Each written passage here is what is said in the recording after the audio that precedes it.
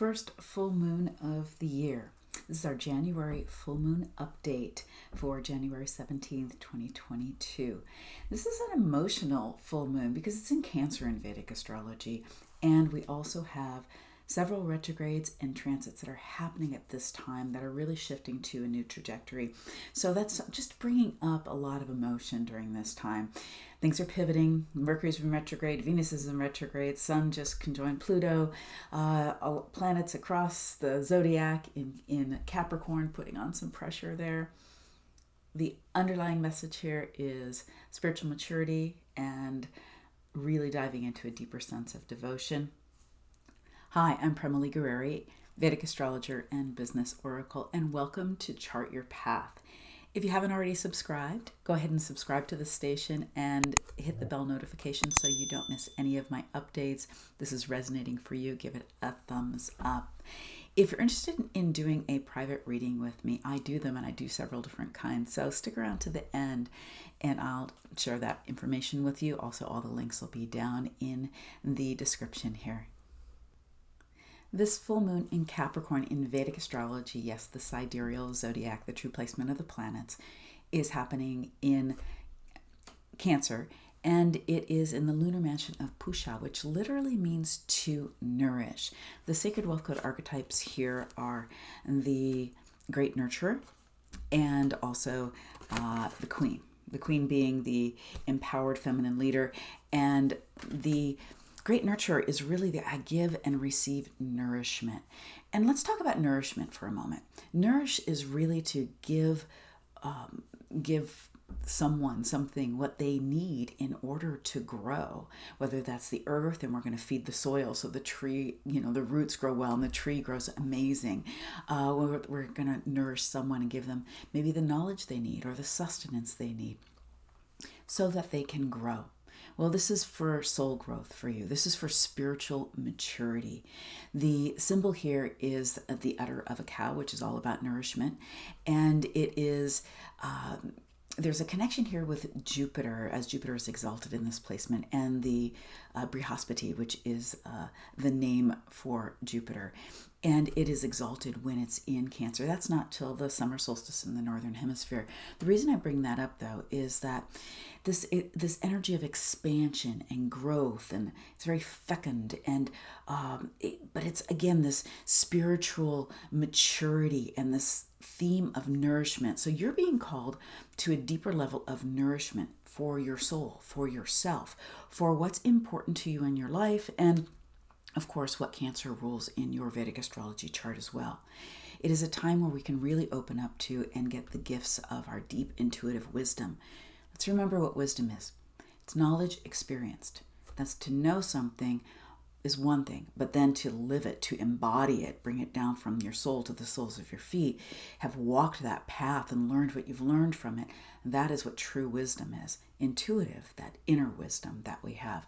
Make sure you have some time to open up to the intuitive wisdom that will drop in during this full moon. And of course, we're always talking the day of, the day before, the day after. That can be in meditation, that could be in any of your spiritual practices, yoga, being in nature, whatever that might be. But also, it might be something someone says to you that triggers off that intuitive wisdom for you, or something you read. So just be open to that. The door is open for intuitive wisdom. It's also open for just our great fortune with this, just our luck, our how fortunate we are. One of the ways to nurture your amazing fortune in your life is to be ever so grateful. So being appreciative and grateful for what you have already, and even what it is that you want, paves the way for that. When we're sort of paving the way with stones of a walkway of gratitude and appreciation. It will open up some powerful speech for you. It has that potentiality. So whether you're, working through the written word, whether that's just in your life, in your business, give some time for the words to channel through. Maybe it's an important conversation you need to have with someone. And there's a purity of mind here. Again, that meditation will bring in that purity of mind, or the quietness, or even just not taking on other stimulus. It's interesting that we are so bombarded with so much information these days. We're always listening or hearing something or watching something, but we actually need times of quiet, whether that's doing the dishes or whether that's writing something important or whether that's out in nature. We just need times of quiet. And in those times of quiet, your soul can really, really speak to you. Your mind can purify. Cancer can be a very emotional place. Emotions, energy in motion. And it's really about turning into that deeper devotion. Now, energy in motion, emotions can be used in a positive way. We can bring that emotional currency, that energetic currency up of how we want to feel given any situation that we're wanting to attract or shift to or from. A deeper level, but also emotional energy can just kind of jam our circuits and we can be reactive about things. The deeper energy is devotion to the heart, to really sinking into that devotion to the one, to divine, to divinity, or whatever you're devoted to, like the selfless kind of love that you might have for children or animals, or the earth. It's just that unconditional love. That's the underlying energy here. So what can you devote to? What could you be more devoted to that just brings about that unconditional love for you? That's a question for you to drop in with this full moon here. And the practice, any devotional practice, is the practice of bhakti. It's where we're just devoting to. Often in my yoga practice, I'll devote my practice to something, someone, or healing for the planet, or whatever it might be. Open up to a deeper level of devotion, because this full moon is bringing that in, and it's going to activate something in you. When you bring your conscious mind connected to the energy, when you bring those two together, it just supercharges everything. We do have the influence of Saturn because it's across from Cancer in the zodiac, of course, and the Sun and Mercury and Pluto and the Sun just aligned there are all across the zodiac right now. And so, that's a more serious sign, and it's adding a little pressure, but also stability. So if you're feeling pressure and the pressure of those emotions, you've got a little of that Capricorn energy going on. There's nothing wrong with that. Take the pressure off. Just give yourself some space and some grace if you're feeling pressure during this time. Just take whatever you feel pressured about, put it aside, and choose to come back to it right after the full moon. Make sure you amp up your spiritual practice here, because you may have some marching orders from the divine. Drop in with that intuitive wisdom and journaling about those things, or the things that are bubbling up, whether they're things that are challenging you feel pressure about, or whether they're things that you are feeling inspired about. That can bring about, more clarification. On the shadow side, watch out for being a little too stubborn. And watch out for the martyr energy. The martyr's on the shadow side of the great nurturer. And so the shadow is always there to teach us where our energy is locked up. So if you do have any of that going on, you can dive deeper into the shadow of the great nurturer. Of course, you could grab a Sacred Wealth Code Oracle deck, or in my book, and all the links are below. I go deep into the archetypes.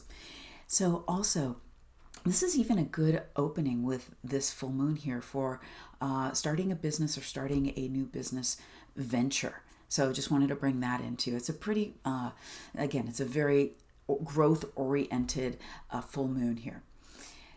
We did just run through these transits. So Mercury has just gone retrograde on the 14th. And at the same time, the Sun aligned with Pluto, moved into Capricorn, and Mercury's in Capricorn as well. So there's a lot of shifts and instability here. You're not supposed to know everything and have it all cleared, and this great clarity coming into the beginning of the year.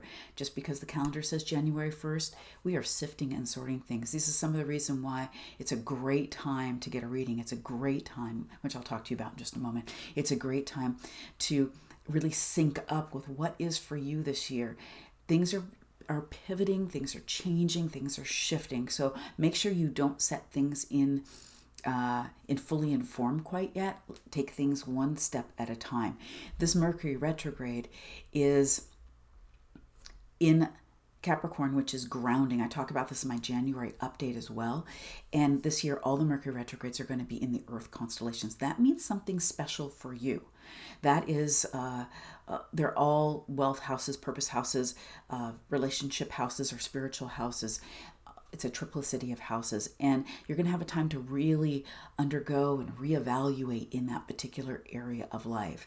So like for me, that's my 5th house. It's creativity, it's children, it's some of the gifts I've brought over from past life. So in the grounding energy, though, for all of us with Mercury being there, with this retrograde and with all the retrogrades this year, it's like taking that practical action, bringing it down to earth, not just the ideas and the things we communicate about with the great communicator Mercury, but it's like bringing that into substance, bringing that into grounding, being able to take the practical steps in Capricorn forward and bringing it into form.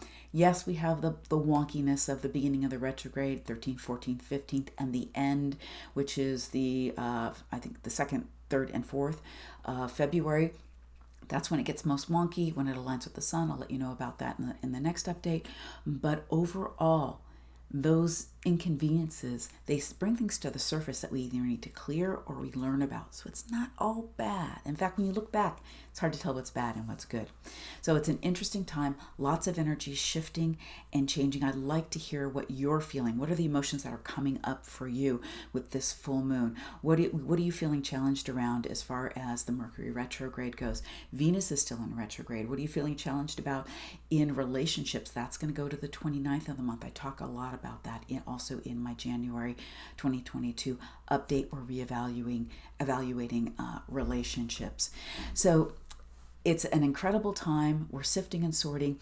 And if you want to dive deeper, if you are really ready to navigate you and your business with success, energetics, and astrology and intuition, then I would really invite you into a aligned entrepreneur business oracle reading. This is where you get to see the divine plan for you and your business that's encoded in your unique soul blueprint to map out your products, your services, to launch your business or launch, your products and services, the launch seasons for your business, and align that to your soul blueprint so that you really have your best year ever. The link for that is down below. And also, if you are someone who is like just want to know what these transits are for you personally, you don't have a business or you're not interested in that right now, a soul success map reading. So I can really show you what's going on this year for you, what your soul is calling you to, the timing around that, what to watch out for, what to lean in with, so that you can get your plan for the year and that you can really tune in and know what these shifts are bringing you before the shift is fully through, and that you're planned for the year, all these retrogrades, all the energy that's happening this year. That's a soul success map reading, and the link is down below. That's a full comprehensive Vedic astrology reading for you. And if you are wanting to know what your gifts are and how to use them, when to use them, that is a Sacred Wealth Code reading, and the link for that is down below, and you'll get your Sacred Wealth Code archetypes, your archetypes with that reading as well. So much love to you. If this has resonated again, please subscribe, hit the like button. Feel free to share this video, and love to hear what's going on for you in the comments. So much love to you.